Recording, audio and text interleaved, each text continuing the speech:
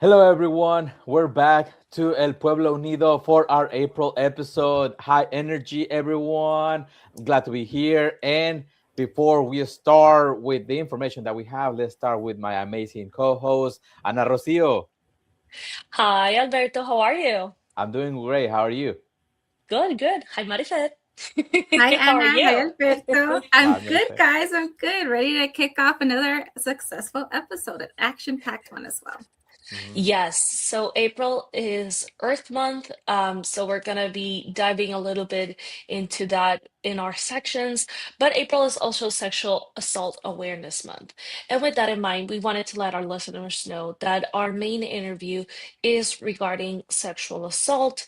If this topic is triggering or sensitive for you, we invite you to take a step back. We do not take it personally if you can't join us for the entirety of this podcast to take care of your mental health. As we always state, they are always available and stored on YouTube. So you can always revisit because the conversations that we are going to have will hopefully provide insight and information that is helpful for our audience. But again, we completely understand if it's too much for you, if it's too triggering. So take a step back and take care of your mental health. We'll be here for when you want to rejoin us again. Absolutely. Thank you, Anna.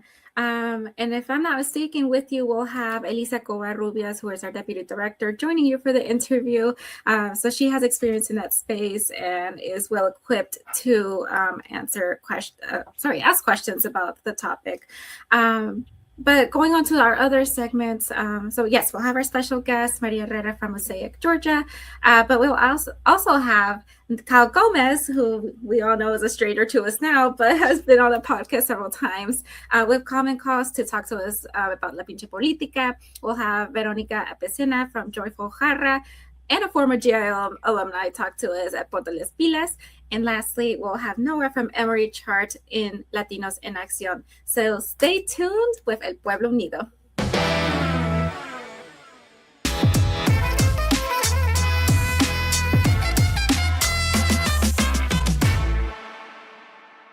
Y welcome to Lo que nos importa. Today, we have a lot to talk about, but let's start off with what happened a few Fridays ago, our Latino Power Hour. It was a great event. Thank you to everyone who came out to support our organization. I know I had a great time. What about you guys? My feet still hurt from all the dancing. I am not gonna lie. I had so much fun. In my defense, I wore the wrong shoes, but at the end of the night, I changed into sneakers. And I mean, granted, my feet were still hurting from them, but it was so great seeing people having a lot of fun. And yeah, I know I had a lot of fun. What about you, Alberto? Yeah, thank you everyone that show up, that participate in the auction, in our drawing. I know there were a lot of good prizes, and keep stay connected with us on our socials. You can see the pictures, videos, but a highlight for me and something that can connect with our guest Kyle is that I got to see him performing karaoke with a Chente song. So for our listeners that missed that phenomenal moment, stay tuned for our next event because you never know what's gonna happen at a Galeo event, right? So skip tune of it. Maybe I'll send production the video. Yeah, like put it Oh, put it there as a marketing to introduce to invite new people. Definitely. um, and so on to a more serious topic. The Supreme Court of the United States recently heard um, Arguments. thank you, arguments regarding birthright citizenship on April 3rd. Any thoughts on this? I know we won't have any resolution to this yet, but any immediate thoughts that you have on this very important issue? I don't even know why they entertained it. I think it should have been tossed out. It's clearly defined in the Constitution, but we have noticed that a lot of the um, the justices are skeptical on the arguments and are kind of pushing back against the administration's attorneys on um, the the reasons why they believe we should end birthright citizenship.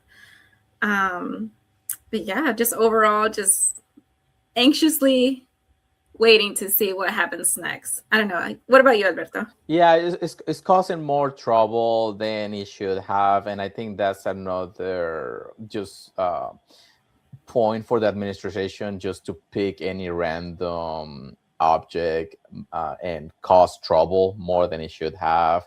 But yeah, we'll continue, stay on top of it. Any new information coming up, we'll have it available for everyone. But yeah, in the meantime, I'm really hopeful that things are looking up. Definitely. Yeah, I mean, like you Marifer said, it's in the Constitution. Exactly. I don't understand. It's like one of those make it make sense because it doesn't, at least for me. Mhm. It just doesn't. But Alberto, you wanted to share something about Earth Day? Oh yes. So April is also Earth Month, the place that we all live together, and we have to take care of it. So we have, in a collaboration with Poder Latinx, El Festival de la Madre Tierra. Up in our screen, we'll have information about the event, which is going to be on Friday, April 24, from 4 p.m. to 8 p.m. at Trasher Park. Just because it's Trasher Park doesn't mean you have to leave trash. But we're gonna have vendors, music, celebration for community, and again, thank you to Poder Latinx. We will be sharing more information. But one thing that I did learn is that we all can do a little bit of our part, doing the 3 R's, which is Anna. I got this one. Yes. Reduce, reuse, and recycle. There you go. Like if we didn't practice beforehand, but good job.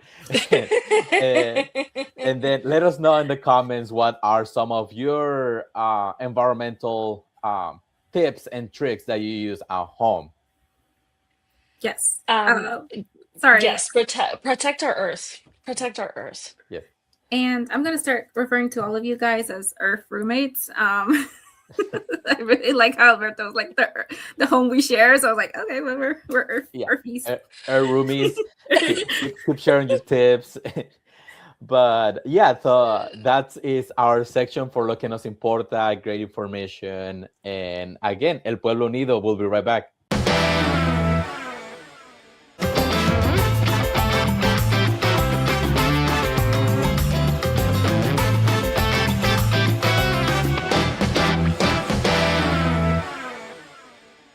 Hello, everybody. Thank you so much for joining us on El Pueblo Unido. Before we introduce our guest and our topic for today, I do want to make a quick note that the topic that we are about to discuss is very heavy and can be triggering for some people. If you believe that this could be you, we welcome you to maybe step back, and our interviews are always available on YouTube for a later, hearing. So take whatever you need for your mental health first, and just know that this information will be here whenever you are ready and okay to listen to it. So without further ado, I'm going to introduce our guest today, Maria Herrera, from Mosaic, Georgia. And as you may notice, we have a different face today with me in this interview, is because our Deputy Director, Elisa Covarrubias, is joining us for this interview as well. So welcome, Elisa and Maria, both to the podcast. Hello. Pleasure to be here. Thank you so much for joining us. So as our special guest interviewer, Lisa, why don't you kick us off with this interview? Sure. Maria, thank you so much for agreeing to join us today to discuss this topic. So to get started, do you mind introducing yourself and a little bit about your organization? Yeah, of course. Hi, everyone. My name is Maria Herrera. I I'm the forensic interview manager here at Mosaic, Georgia. And I've been here at Mosaic for a little over 4 years now, but I have been in the field for 6 years. And I am Mexican American, so I am able to provide services both in English and Spanish. Perfect. And that is exactly what we're going to do. We're going to be switching between Spanish and English with our questions. So thank you so much, Maria. So, ¿qué tan importante es hablar sobre este tema con la comunidad latina? And can you please share a little bit about, now translating to English, why this is such an important topic for our community and perhaps some relevant statistics? Este tema es muy importante para hablar con la comunidad latina porque nos han criado a nosotros de no hablar sobre este tema, no hablar de sexo, mucho menos de abuso sexual.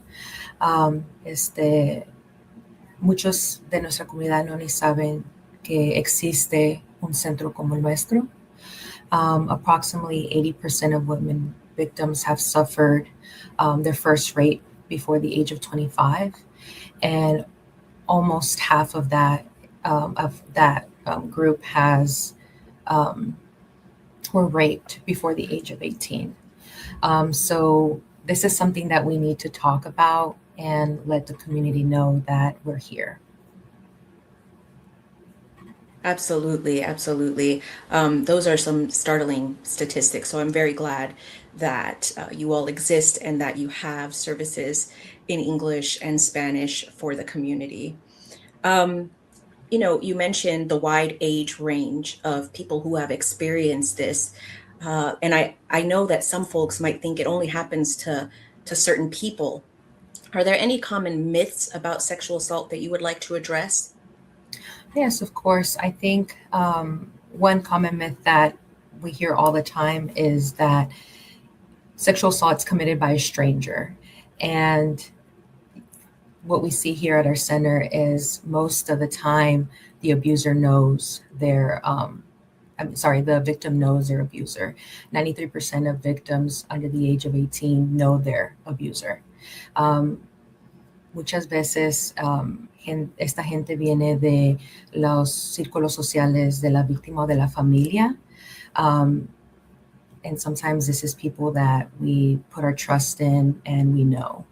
Another myth is that boys do not get abused, and that is not true. We see that at our center as well, where we have victims, survivors who are males and have come to our center for services. And you mentioned your center as, a place where people can rely on under these circumstances. Can you please tell us a little bit about the services that Mosaic offers to the community? Of course. I'm really happy to say that we kind of have like a one-stop shop at our center. We provide direct services, which includes forensic interviews, medical exams, advocacy, and we have a 24-hour crisis line. We also have a counseling department that provides individual counseling, support groups for non-offending caregivers, adult survivors, teenagers, and we are able to offer that in English and Spanish. We also, through our counseling department, have a program called Wholeness Collective, and this program is free activities to the community that include trauma-informed yoga, art classes, music classes, and we're also starting to provide classes that are like exercise, more like Pilates, Zumba, and these are all free and offered to the community. We also have a legal department that can help with any civil needs.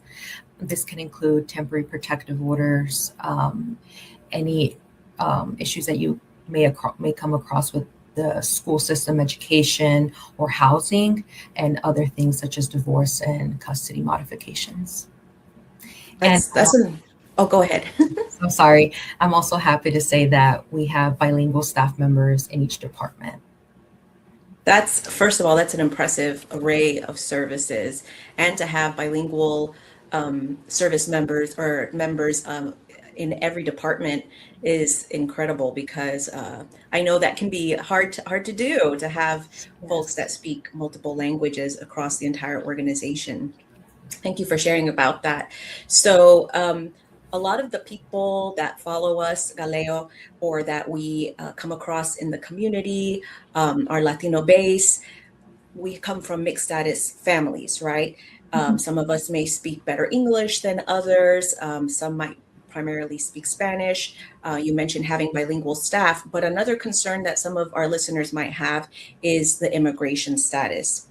So, what would you want to tell those people? How do you handle those cases if the person speaks a language other than English, or if they are undocumented or have DACA or some other status, and they might be afraid to report or to call for services? Do you require that they disclose their immigration status, and how do you help them? ¿Cómo tu centro ayuda a las personas que tienen diferentes estatus migratorio con los servicios? Y es necesario que ellos digan qué es su estatus si quieren reportar a la policía. En nuestro centro no se requiere que digan su estatus. Our role is to make sure that victims get the care and support that they need. That includes medical care, advocacy, and counseling services. Immigration status isn't what drives our response. It's supporting the person in front of us. If they have concerns, if their status might impact their situation, we'll be happy to connect them with legal experts that can guide them through that process. Wonderful. What about with reporting to law enforcement? Do you all assist them with that? Do you have a conversation with them about that if they're afraid of speaking to law enforcement because of their immigration status or because they don't speak English? If we have interpreters here as well, so we are able to, if they would like, we can do what we would call like a warm handoff. So we could be with them while they make the report. If they're here at our center, we can have an advocate sit in. If an interpreter is needed while they speak with law enforcement, we can have an interpreter present. And like I said, if they are afraid how their legal status might impact their situation or their case or what might happen, we'll connect them with the legal experts to help them with that. Right. Thank you. Maria, as I'm sure you have heard recently, allegations of sexual assault and abuse by Cesar Chavez have resurfaced. We, like many others in our community, were brokenhearted to hear about this. So many of us looked up to him as a leader and a role model. And the statements from survivors like Dolores Huerta were truly devastating. Um, there have been a lot of discussions around this, and I've heard some people question why someone would wait so long before disclosing abuse. Are you able to help us understand why some survivors might not report or tell anyone what happened to them? And how does it complicate things when the person who caused the harm holds a position of power or influence? Yeah, there's many reasons why someone might not disclose the abuse or want to report. This can include feeling threatened. This can include not thinking that they might not be believed. This can include also just not knowing what to do or not being ready to talk about what happened. When it's the relationship between the person that caused the harm and the victim influences greatly the decision if someone is going to disclose that something happened to them. When it's someone with power, a position of power, that can create fear, that can create a fear of retaliation. And if this is someone also that might be their boss, or they think that they have some pull, what's going to happen to them for their future financially, what they knew was stability, their home and everything, what's going to happen there. So unfortunately, sometimes they feel like it's a lot up against them, and they might not disclose until they feel that it's safe enough to say something. Thank you. That's a lot to think about, right? And I think the issue of sexual assault carries for some people such a feeling of shame, even though it wasn't their fault that they were assaulted. The fault is always squarely on the person who made the choice to do that to someone else, right? But unfortunately, people do sometimes feel shame, or they worry what their peers will think about them. And you mentioned about that relationship and power being a dynamic there. You also talked a little bit about like some of the consequences that survivors have when these things happen. So you mentioned financial or housing. Can you talk a little bit about um, the legal process when someone chooses to report, how that can be in and of itself kind of daunting to things, to that person who may be seeking help, just the whole process of it, and what does that look like typically? Yeah, so the process itself is very long. Um, so when we see a client or a victim, survivor, when we see them here at our center, we focus more on the acute and what we can do to help while they're here. But we also start thinking about what it's going to look like for the future for safety concerns. So that's when we start doing some safety planning with them. We'll talk to them about where are you going to be for the night, where are you going to go. We'll talk to law enforcement to see how we can best make sure that they're going to be safe. The process itself, the whole process, when they speak with law enforcement, we let them know this is your time to ask the questions, all the questions you may have, next steps. You don't know when's the next time you're going to have law enforcement sitting in front of you. So don't be afraid to ask any questions, let them know, and we'll be here by your side with you. Also, once this all goes through and goes to court, I can only speak for Gwinnett County. They assign a victim advocate, so they'll have an advocate as well through the court process. And they can give us a call back if they have any questions or if they need anything else. And we also do follow-up calls to see how they're doing, ask any questions about resources or any needs that they may have that now have came up. Thank you. Thank you so much. And on that note, really quick, can you explain what a victim advocate exactly does? Because, as a broad term, what can a person expect from their victim advocate? Yeah, a victim advocate is someone who's going to be by your side through this whole process once you enter to our center. So they can provide support, ask any questions, and then also help with that safety planning of what's going to happen next after you leave our center today. They'll also be, it might be them or a family advocate that does the follow-up calls just to check in and see how you're doing. A family advocate is when we see children at our center, we have a victim advocate for the child and then a family advocate for the family. And so they have separate support, and they're focused on, the victim advocate is focused on the child and the family advocate is focused on the family, because this doesn't just impact the child, the victim, it also impacts the family as a whole. So the family advocate is able to provide resources, also let them know about the process and just be there for support.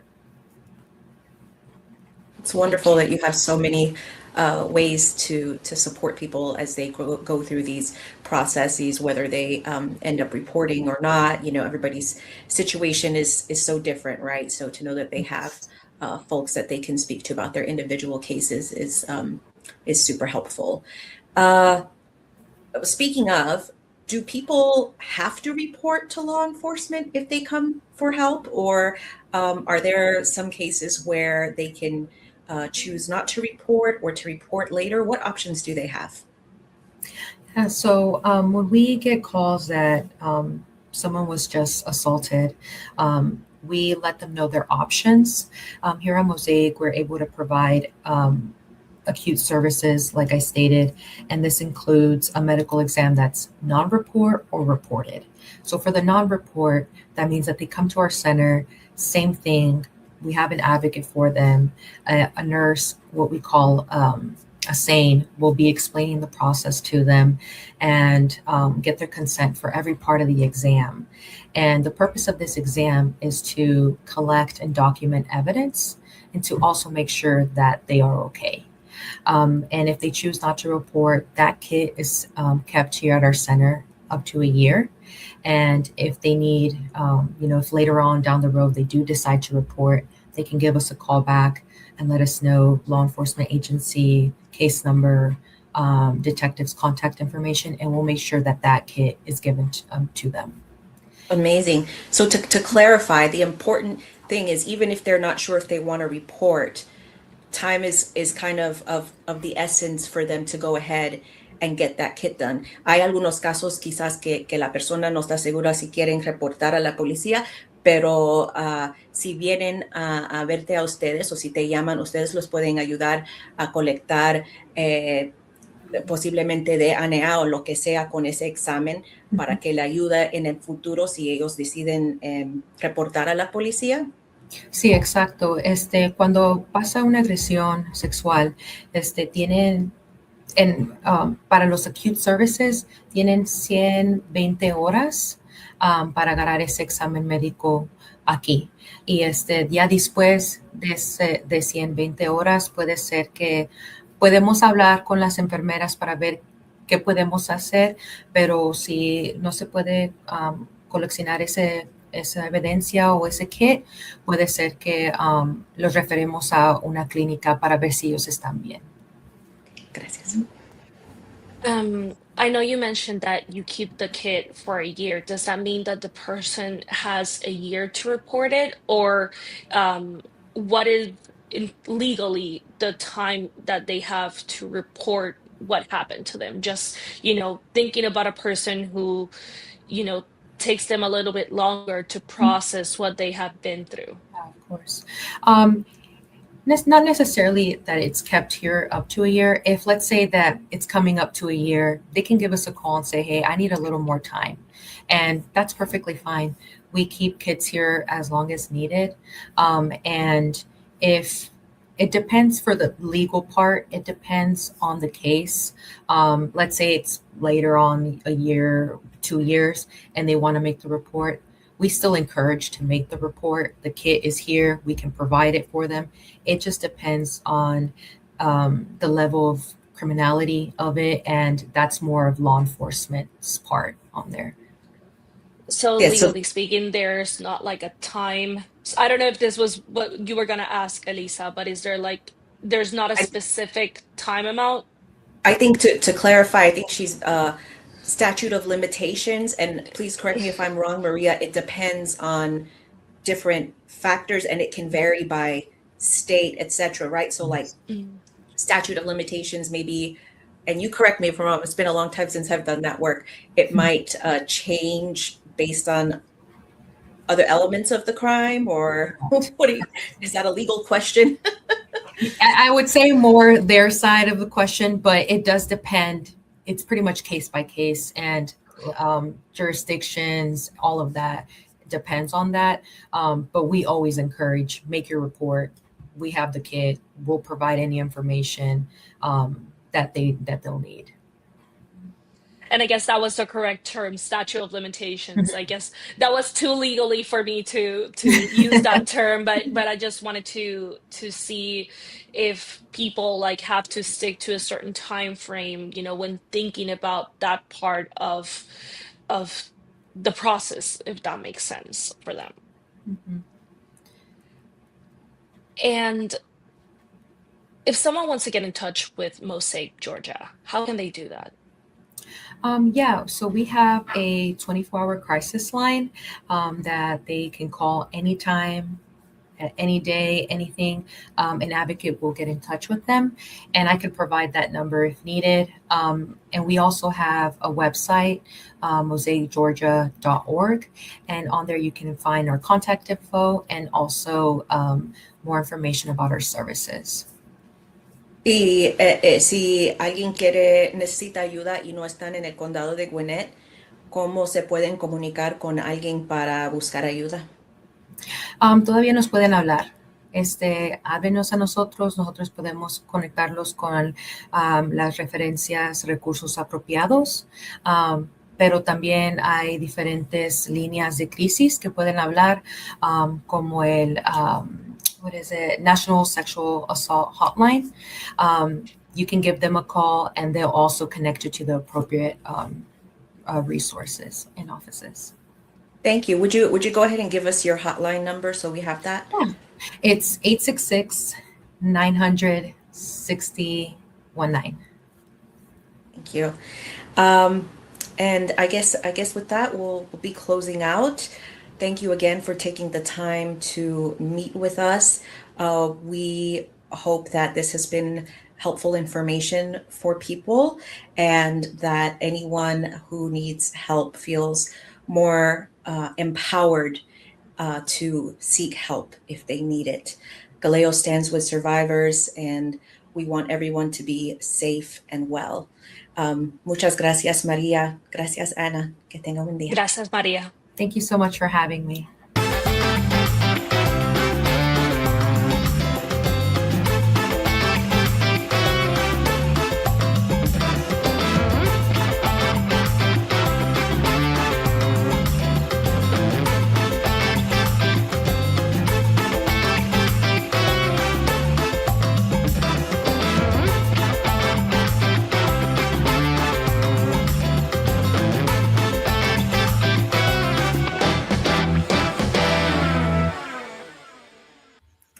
Welcome back to Ponte las Pilas. Today I have a very special guest and a good friend of mine, Veronica Apesena, who is the founder of Joyful Jarra, an eco-friendly, sustainable, and package-free refillery where customers can fill up or refill on home and body products using their glass recycled containers.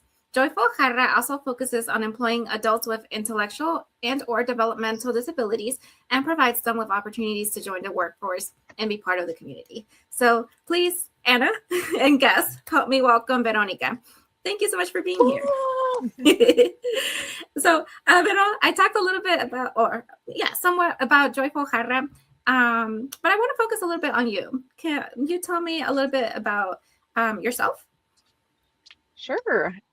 Yeah, we've been in the Atlanta area for about 8 years now. We love it. It's home. We're grateful to be here. I'm grateful to have launched my business here, but I'm originally from Colorado, from a big Mexican-American family, and we moved a lot. So I've lived in different places around this country, so yes, I say Mexican American, but as soon as you hear me speak Spanish, pretty much everybody thinks I'm Argentine because that is actually where I learned Spanish. So spent some years in some different countries in South America and a little bit in North Africa, and then somehow we ended up in Atlanta, Georgia. But again, like I said, really grateful to be here. I have 2 kiddos, 11 and 15, and launched the business almost 3 years ago. I'm glad you made the clarification about the fact, because I was one of the people that thought you were from Argentina, because I was like, oh, I hear the accent. But glad you made the clarification. So now pivoting back, and I should say first, great to meet you virtually, because I was not part of GALEO and GIL when you were an alumni. So we are meeting for the first time virtually, but it's great to do so. So now pivoting to Joyful Jarra, why was it important for you to begin a business that focused on environmental sustainability and empowering individuals with disabilities? Yeah, I love that question, because never I mean, prior to 4 years ago, if you would have asked me, is retail in your future, I would have laughed. I never have wanted to sell stuff to people, first of all, like just in general, that I thought, oh, that's not for me. And have my background is more in nonprofit, whether that's working with and serving the immigrant community, um, and also working a lot in disability rights and justice. And so when I saw a refillery for the first time, it just happened that it was, I saw it because I was taking my friend to her job that she was so excited about, this place that where she was being empowered. This is an individual with a developmental disability, and a friend from when we lived in North Carolina. And so when we went to visit, she was so excited for me to take her to work and for me to see this place that she was loving, and like I said, just really being empowered, and her gifts and talents being valued in a really beautiful way. And it was odd, like as soon as I walked in and saw what it was, and then had known the background of what my friend was experiencing, and then seeing it in action, I was just like, this is for me, because I've kind of always been that person, that friend, who I learned a lot from my abuela, because it was just kind of her way of life. I don't think she ever used the word sustainability, but it's just how she lived, and what she taught us in different areas of life, whether that's thrifting, for our clothes, or growing some of our own food, or etc. And she was a very health conscious person, so we also ate very clean. So yeah, that's just what I grew up, the experience I learned growing up, and so seeing a place that really embodied this beautiful way of sustainable living, low waste lifestyle living, and again, my friend being in this environment, it would just kind of solidify this, that I want to recreate this where I live. I loved it so much, so just started to get to work on figuring out how to run and own a business. Thank you. And you're so right. You brought me back to when I went to Mexico last year for the first time, and basically since I came here, and living in El Rancho, everything is about conserving water. It's about reusing materials. It's about, like you said, being sustainable without calling it sustainable. So I'm excited to go to your refillery at some point. I know we have you told me your availability. I'm going to do my best to meet you there. But for those listening, Veronica is also a huge disability rights advocate and a member of our community. So if there is an event that focuses, or an area that focuses on disability rights, I'm pretty sure you'll see her there. So just wanted to mention that because of how much you advocate.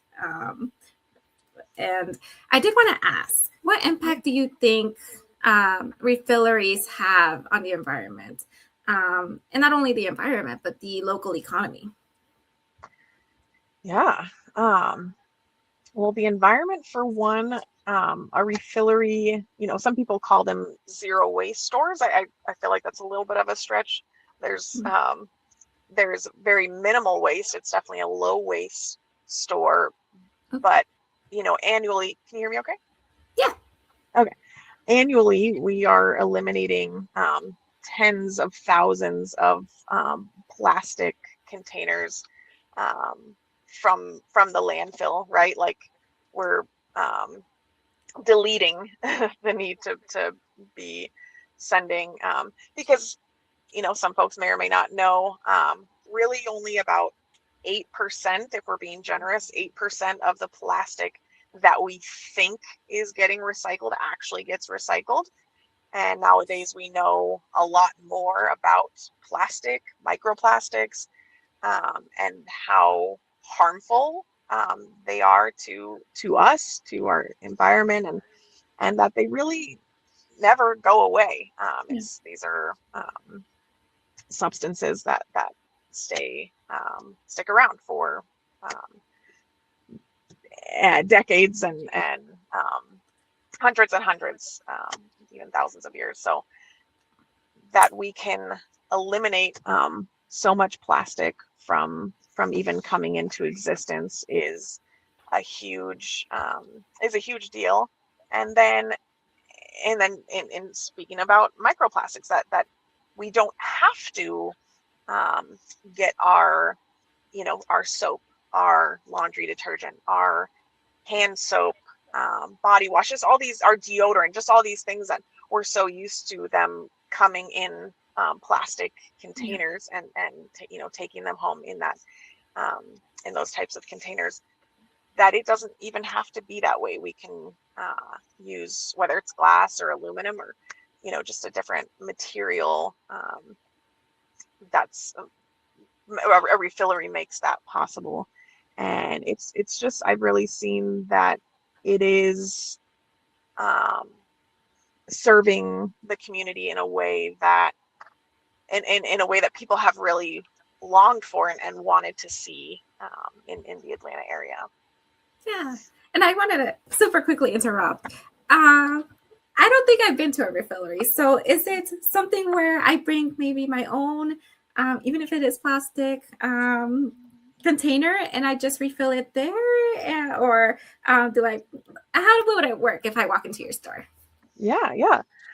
You can bring, like you said, any container that you want. Lots of folks like to bring their own, whatever those containers look like. Bring your own. We have a pretty endless supply of free donated containers. Customers will just donate typically glass containers that we clean and sanitize, and those are available for use. Those are the freebies. And then we also sell containers for those of you who want to start fresh and just get like a nice new container. Those are glass or aluminum. And then from there, let's say you brought your own and you're like, okay, I want to try this out. I want to try a little bit of dish soap. I want to get a little bit of laundry, and I want to get some hand soap and some body wash. And then we fill up your containers as little or as much as you need or want. That's the other cool thing about a refillery. It's based on what you want or need. So you could get 2 ounces, you could get 20 of whatever product. And just to say a word about the price points. If you have any type of custom of using like clean ingredient, natural products, whether they're organic or not, we're going to be pretty much on par with those prices or lower. Yeah, thank you. And when you say those, it's a good question you touched upon the prices, because I've also never been to a refillery. Do you charge for example, if I bring 5 containers, do you charge me per container or per product that I put in the container? You got it, per product that you put in. So let's say you brought this cup, and this itself weighs, I'm gonna guess, probably weighs about 4 ounces. And then you say, I want to try this much hand soap. And you add 6 ounces of hand soap. You're only paying for those 6 ounces of hand soap, not the weight of the cup. Okay. And I'm guessing some, for example, is laundry detergent more expensive than body soap, or like is one product more expensive or cheaper than others? Yeah, good question. I'd say hand soap, body wash, dish soap all range about the same, around 35 cents an ounce. Laundry is a little bit more expensive, ranging around 40 to 50 cents an ounce. And then things like lotions, then those are a little bit higher, like $1 plus per ounce.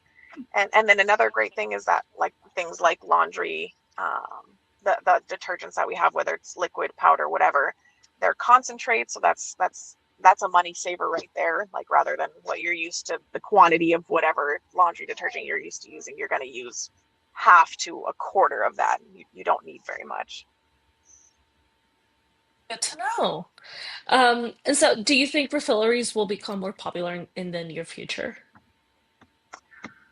I sure hope so. It's hard to tell. It does feel like um, we're coming to a point where it seems like they could grow, like the market could grow.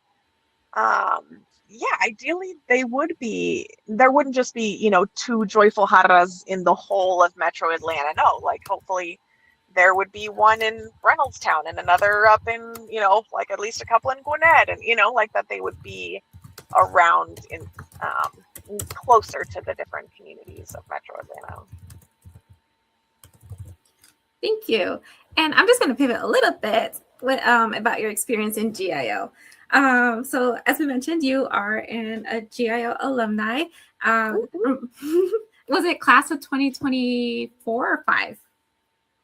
24. Yeah. Okay, yes. Okay, 2024. Can you talk a little bit about your time at the GALEO Institute for Leadership and if any of the sessions played a part in your journey with Joyful Jarra?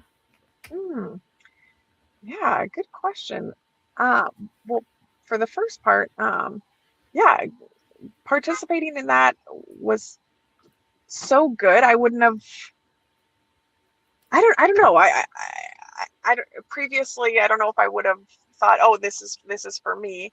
But it just made sense at the time, and I'm so glad that I did participate. It was, I'd say the biggest takeaway for me and the benefit was just being more connected to the Latino community of Metro Atlanta and the organizations that are serving the community. That just has been such a gift, and I know it will continue to be as long as we live here, and being connected and being able to serve the Latino community around Metro Atlanta. I just say Metro Atlanta just because that's where I'm at. Yeah. that's my space where I'm existing. And yeah, I don't know if I would remember session name, like a session name, but when because there's all kinds of folks from different sectors and jobs and for-profit, nonprofit, and all that who participate in the Leadership Institute. And I think just being emboldened when it did come to talking about leadership and taking a role of leadership in whatever way that looks in your sector, in your community. Yeah, I think I felt empowered and emboldened to be that leader in this niche, in this realm of what I'm doing. Well, Veronica, we cannot finish this section without asking you, how can people visit your store and where can people learn more about Joyful Jarra? Yeah, thank you for asking.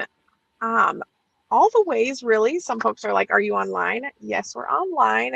If the store is not near you, we're going to do some very sustainable shipping. So that's an option. But we have the 2 storefronts. So one is in Adair Park inside Create ATL. If you've never been there, I totally recommend checking it out. Just as a space, it's super cool. It's co-working. There's a coffee shop. There's a bike shop now, Scraplana, and Joyful Jarra. So we all share that space inside Create ATL. And then the other shop is in Avondale Estates, which is right near Decatur. And that is also a shared space. I love sharing. I love community. So we're in with a craft shop and Joyful Jarra. We share the space. So yeah, either spot. And then we also do pickup or delivery, like within a certain radius of the 2 shops as well. Wow. Okay, I just had coffee at the Create ATL space. Had I known, I would have ventured a little further in. Nice, nice. I have not been to Create ATL, but now I want to go. Yeah, Because I didn't, in my defense, I did not know it existed, but now that I know, believe me, I will add it to my list of places to go. And yeah. we can't thank you enough for coming with us for this special episode regarding Earth Day. What better way to take care of the Earth than to, stop using so much plastic and supporting businesses such as Joyful Jarra. So thank you, Veronica, for your time. And El Pueblo Unido will be right back. Thank you. Thank you.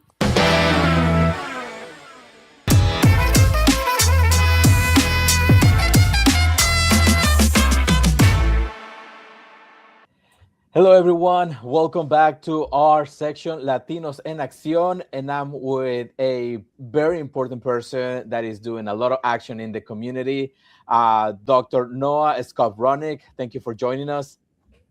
Thank you for having me. And let's start with a little bit about your background and what is it that you're doing. And the reason this conversation is important is because April is Earth Month. So it's what you're working on is related to the environment. Sure, yeah. So my name is Noah Skowronek. I am an associate professor of environmental health at Emory University's Rollins School of Public Health. So my job is to conduct research on how pollutants and other types of environmental factors affect people's health.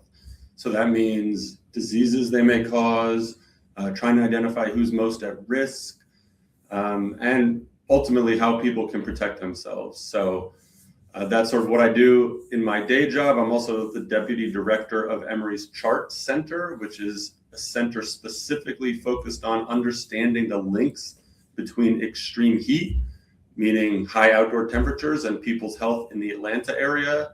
And I also work with another center at Emory called Hercules, which supports research specifically examining how environmental chemicals affect human health. That's amazing. And we're already in spring. Summer is around the corner. We have heard that Georgia weather is really hot compared to other states, and we can blame sometimes global warming for it. But what are some of the projects you're working on in your studies? Yeah, sure. Let me describe 3 projects, which I think give a good cross section of the types of projects I spend my time on, and all of them are here in Georgia. So these 3 are somewhat different from each other in some ways, but they're all aimed to make Georgia communities healthier, specifically through clean environments. So the first project I'll mention is in coastal Georgia, particularly a city called Brunswick, which is a collaboration with several local environmental groups and neighborhood groups, which focuses on what we call legacy pollutants. So these are pollutants, chemicals. They were used in industrial processes many decades ago, but they still persist in the environment even after all these years. So we are working with groups there to try to understand who's been exposed to these chemicals, how they're getting exposed, and how we can reduce people's exposure in the future. So that's one example. Another example is in North Georgia, in the Rome and Calhoun area, where people have been exposed, including through their drinking water, to something that you may have heard of called forever chemicals. These are a type of chemical that's been in the news a lot.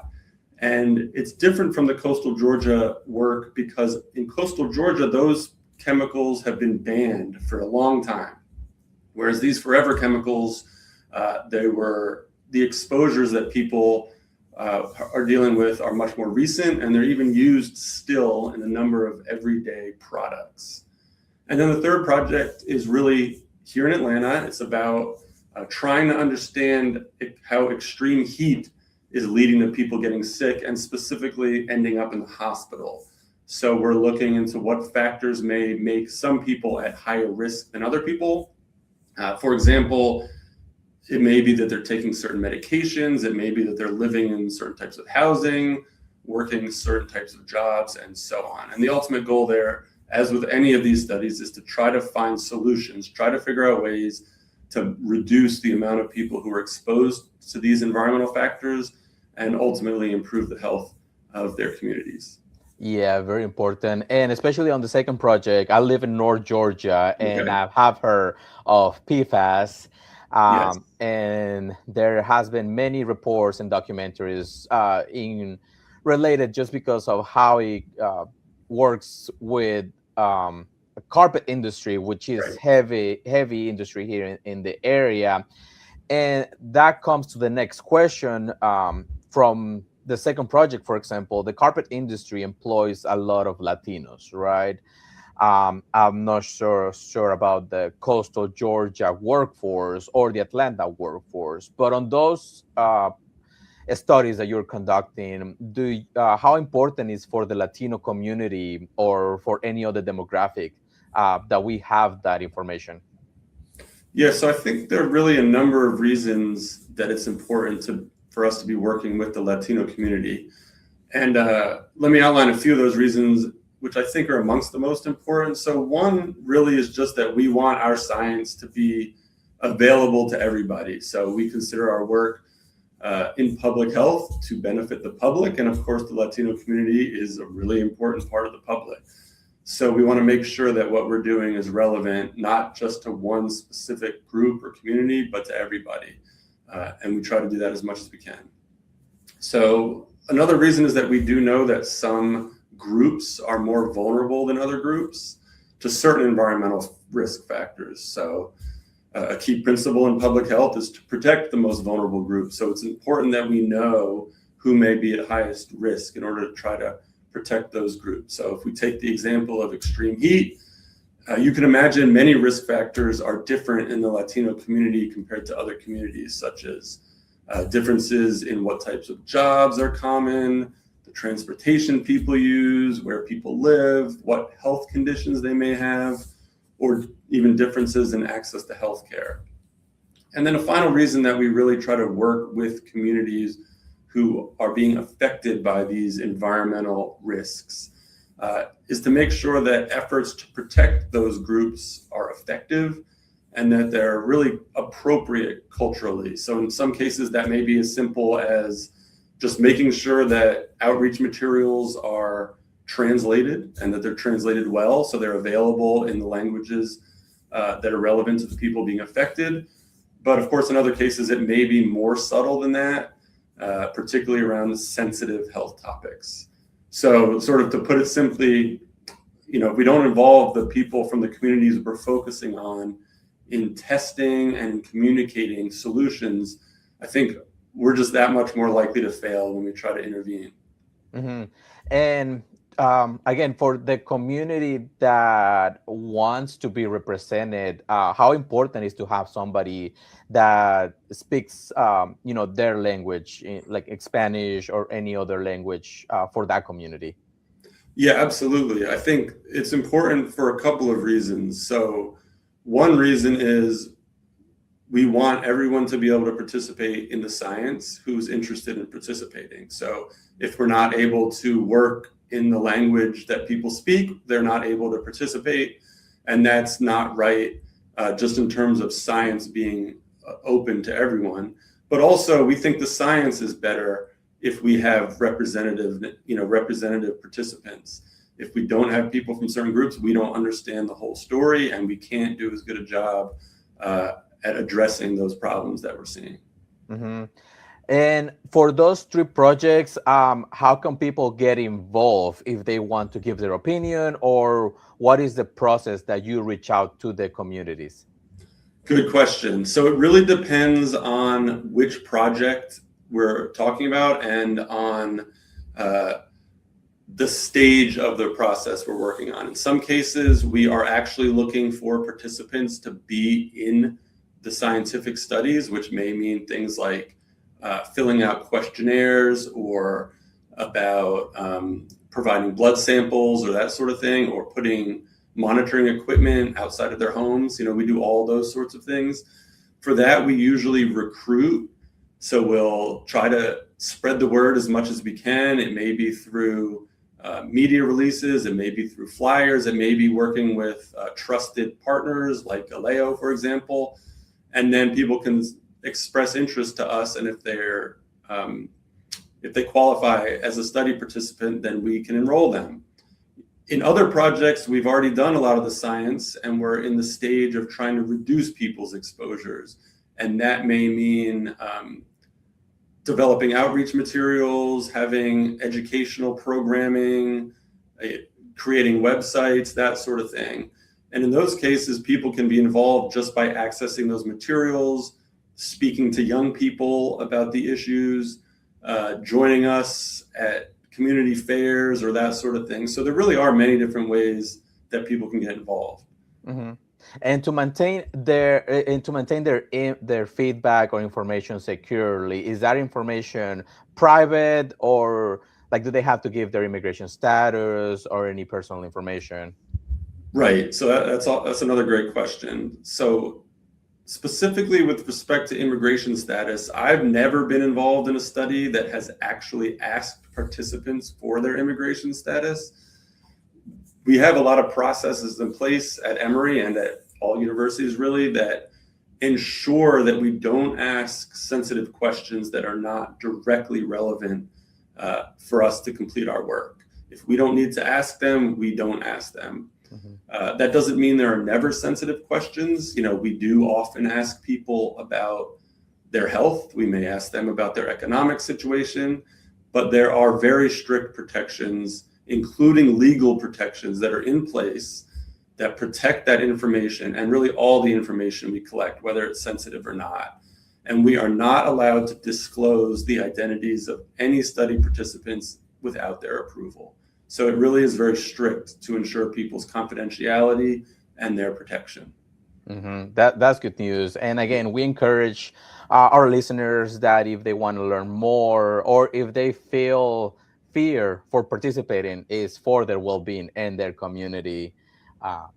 Right. Yeah. We think of it, we always try to make sure that the participants benefit from the research themselves, but also the ultimate goal is that the public benefits, the communities benefit from the work we're doing, because most of that work is really about trying to prevent illness and prevent exposures to these environmental factors now and in the future.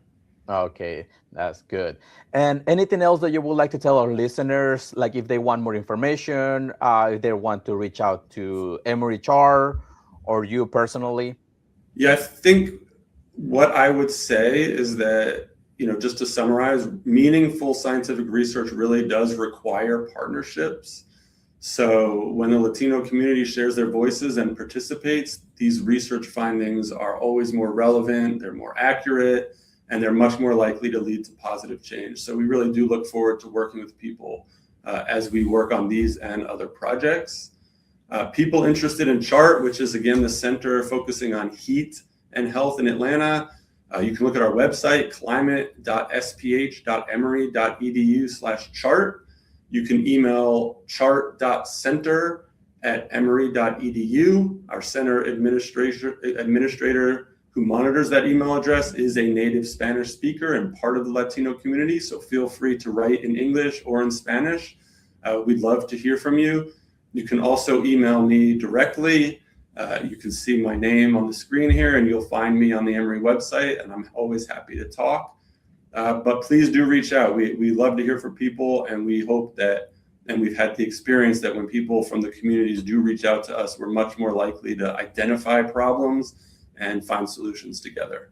Mm-hmm. Thank you, Noah. And yeah, we encourage the community because we all live in Georgia. We want to have the better possible information for future generations as well. Right. Absolutely. Okay, so Dr. Skowronek, thank you so much for joining El Pueblo Unido. We'll be right back. Thank you.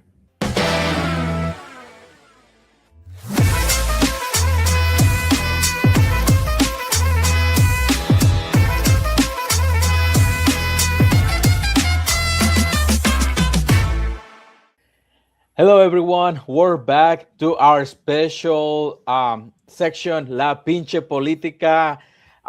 With us, we have our great friend and previous member of El Pueblo Unido, my great friend Kyle Gomez Limeweber. Thank you for being here, Kyle. Absolutely. Thank you for having me. I think I'm still a member of El Pueblo Unido, just maybe not a co-host. Yeah, this is part of our cinematic universe. You know, we have characters across the state doing great things. But Kyle, tell us what you've been doing. Yeah, we are coming off of a busy legislative session. I was there in my role with Commonwealth Georgia as our policy director. Georgia has one of the shortest legislative sessions, 40 legislative days, and a lot can happen in that time. But as I think a lot of folks know, some things did not happen, and there's some good and bad that comes with that. One of the things that we're worried about is that current law sets a deadline for the state to move away from QR codes on our ballots, ballot QR codes, by July 1st of this year. Unfortunately, there's been no funding that's been appropriated for that transition to take place. And so there's a big question about how the state of Georgia is going to do that without anything having changed around the QR codes in this last legislative session.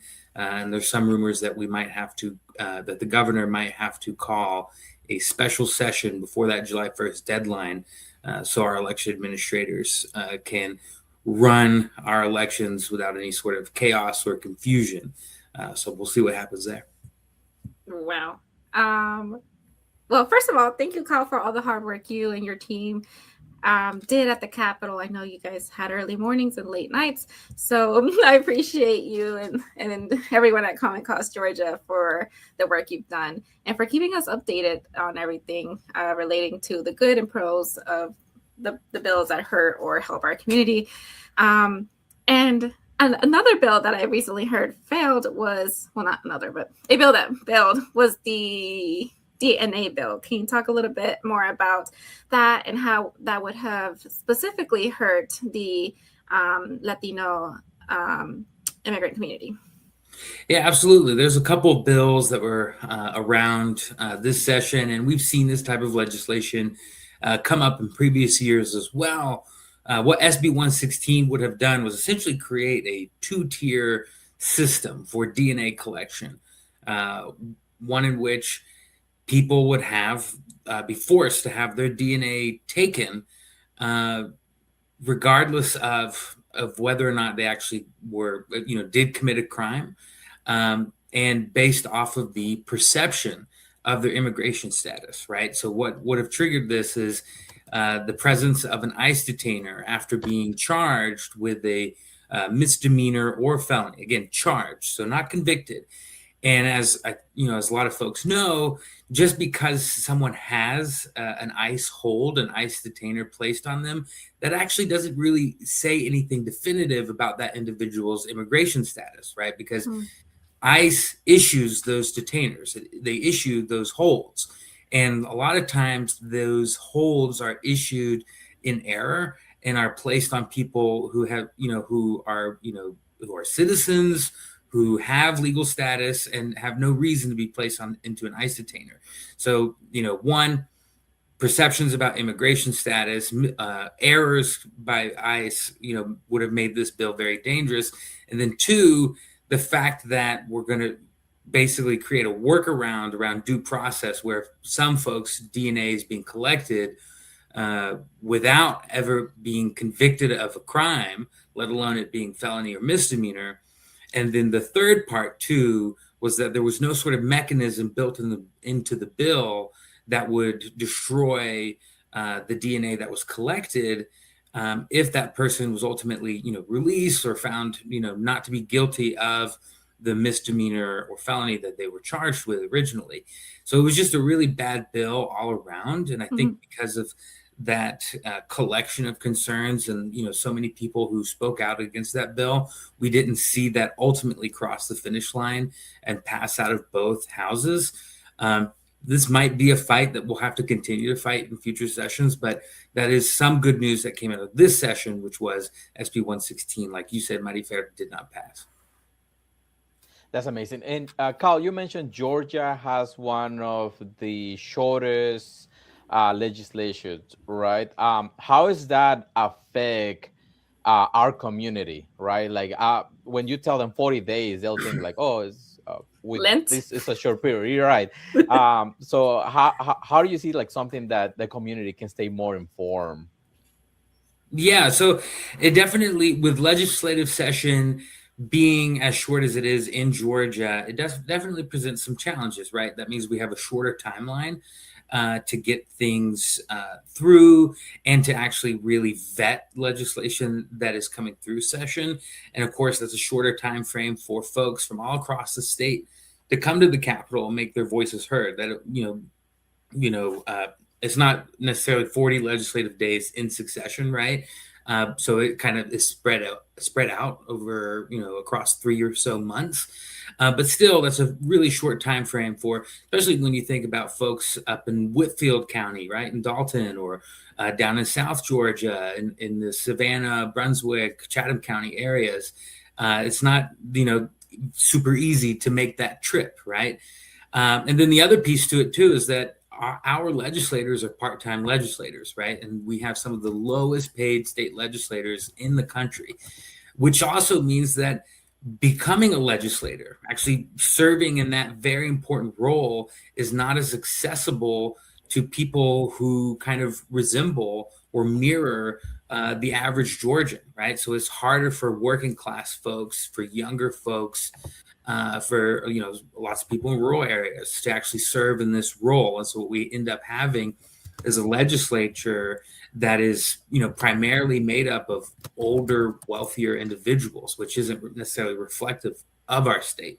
All that to be said, there are different ways to get involved and to stay up to date, right? Podcasts like this help our community stay informed. Obviously GALEO's on social media, Common Cause is on social media. We've tried to keep people updated and informed on our posts on Instagram, in our newsletters. And then there are a number of groups that have advocacy days. We had an advocacy day, which we call Democracy Day, which I'm sure we'll be doing next legislative session. Obviously, Latino Day at the Capitol has become such an incredible event where our community is hopefully made to feel more welcome in the People's House of Georgia. And then, of course, GIRA, which I know GALEO is a part of, the Georgia Immigrant Rights Alliance. They have their Immigrants' Rights Thursdays, which are held throughout legislative session, where folks from the community are invited to come learn more about what happens during legislative session, what bills are out there, good and bad, for our communities, and how to take action. And that's the thing that I think is really important to emphasize. And I know GALEO has been emphasizing this point a lot over the years, which is the Capitol is not just for lobbyists and politicians. The Capitol is for the taxpayers. The Capitol is for our working families to come, show up, meet the representative, learn about what's happening, and most importantly, make their voice heard. Folks like me who have like a lobbyist badge and are there almost every day of legislative session, legislators get tired of seeing my face, right? But when a constituent shows up and asks to speak to their representative, that constituent has more power. Their voice has more power and more influence. And so you might not necessarily be able to influence every legislator, but you as a constituent, as a resident, as a voter of your community, you have power and influence, and you deserve to use that, whether that's at the Capitol during legislative session or local city council, county commission meetings. I mean, we've seen just in Hall County, right, where the community got together and organized and were able to push their county commission to approve a moratorium on data centers and ICE detention facilities in unincorporated Hall County. And we're seeing the efforts like that in, other counties, other municipalities within and outside of Hall County. And that's really inspiring, and are just a few examples of how, everyday Georgians can use their voice to make change. Thank you, Kyle. And I do say every time we have an event at the Capitol, like, this is your house too. Estás en tu casa. So I appreciate you essentially reiterating that in a more eloquent way. You've never accused me of being eloquent before, Maria Herrera. I'm gonna write that down, take note, screenshot it. Yeah, to take a screen recording of the YouTube short when it comes out. But Kyle, I thank you for that summary. Is there anything else regarding the legislative session that you think has been monumental, either positively, negatively for our community, or whether it's Latino or Georgians at large? Yeah, what I'll say is that there's still a lot of work that needs to be done. As we look towards, if you can even try to look past the upcoming elections and look towards the next legislative session next year, it's the start of a new term. So that means that, each legislative term includes 2 sessions, right? And so we just had, this past session was, closed out the term. So we're going in for a reset. But what I'd really like for, our state to see is, more legislation that promotes ethics and transparency in our government, that supports democracy and voting rights, and that supports, things like campaign finance reform, which are overwhelmingly popular among all Georgians, regardless of background or political belief, right? And also, we had 2 really good bills, and these are just a couple examples that were out last session, which I hope we'll see. We'll certainly, as Common Cause Georgia, be advocating to see again next session, which was SB 536, which was a state voting rights act named after Henry McNeil Turner, which that would make our elections more efficient. It would provide more funding for our elections, and it would make our elections more accessible to Georgia voters, right? Mm-hmm. And there was another really important bill that didn't get much attention or traction, but hopefully in the future it will, and that was Representative Marvin Lim's HB 1053, which would have repealed the language that we saw in HB 1105 that was passed in 2024, which basically puts a lot of pressure on local governments to participate in 287G agreements, and it puts their state dollars at risk. But we know that these 287G agreements hurt our communities. They make our communities less safe. They make it less likely that folks are going to call law enforcement when they need support, when they're experiencing some sort of harm or abuse. And so hopefully in future years, we'll see a shift and we'll see a change. And I think just based off of mood, right, we're seeing more Georgians, disappointed, if not straight up outraged with what they're seeing as it relates to immigration. Right now, we have an agency that has shown itself to not only not want to work with local communities, not listen to the local residents, but to completely disregard constitutional rights, our rights, which, constitutional rights are supposed to apply to everyone, regardless of immigration status in the United States. Mm-hmm. And so I think the people of Georgia are demanding better, and hopefully we'll see that in future sessions. Thank you, Kyle. You're absolutely right. And I hope that, these local governments are also putting pressure back on federal government, not only on us, the individuals, to put pressure on our legislators. Any last words before we end this segment regarding Common Cause? Any personal updates? How much you want to come back to GALEO? I don't know. Just spit it out. Listen, I'm always happy to come back to GALEO as a friend and as a partner, as a supporter. And I think, I just every day I'm inspired by, folks like Marifer, like Alberto, who are just doing, some incredible work on the ground in their communities. And I think as long as we can continue to work together to stay united and remember what are those things that bring us together, whether it's, la cultura, or something else, these values, these principles of freedom, of democracy, of transparency in government and accountability of our officials, we have much more in common than we have that's different, that divides us, right? And so let's just keep coming together, remember what makes us Americans, what makes us Georgians, and fight for a better democracy, elections that are not only secure but are also accessible to every voter in Georgia, so that we can all make our voices heard and we can have representation that's accountable to us and actually works for us. Thank you. That was beautiful. And you heard it here, folks. We inspire him. Inspire him. So, that's my screen recording. And we also have $250 to $500 to look forward to at the end of the. There you go. Look at those rebates. If nothing else, we have that. Thank you so much, Kyle. It's been a pleasure having you. Again, you are more than welcome to hop on in any of these live shows, but we'll be back with El Pueblo Unido.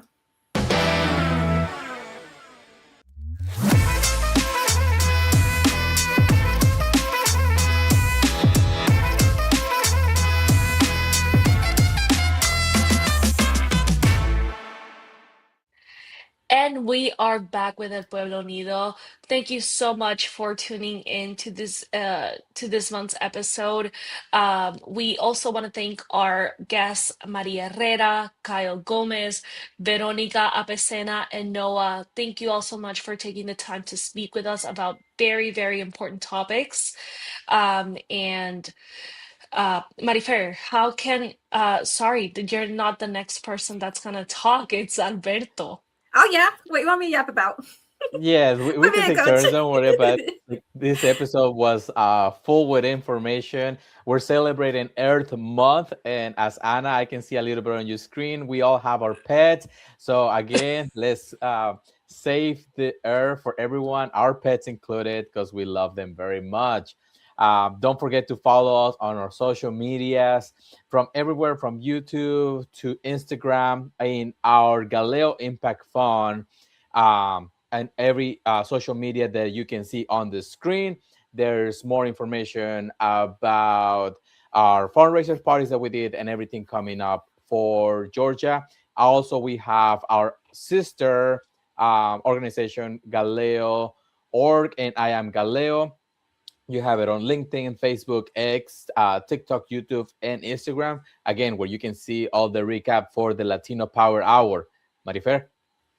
And don't forget, we are here for our community. We can find a lot of resources on our website, galeo.org, or you can go to bit.ly/ and this is in all caps, GALEO resources, which directly takes you to that site. Anything from immigration, due process, legal, everything we discuss is regarding Sexual Assault Awareness Month. It's an open book for a lot of options or resources that are available to our community. So if you have a moment or an opportunity, Pucho, that's Anna's dog, for those of you who are watching us instead of listening to us, that is where you can find resources. But thank you so much for joining us today. I love our fourth co-host. I think he should be permanent member of the family. That's so cute.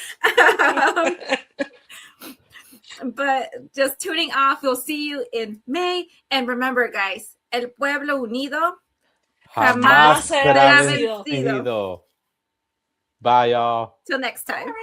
Adios.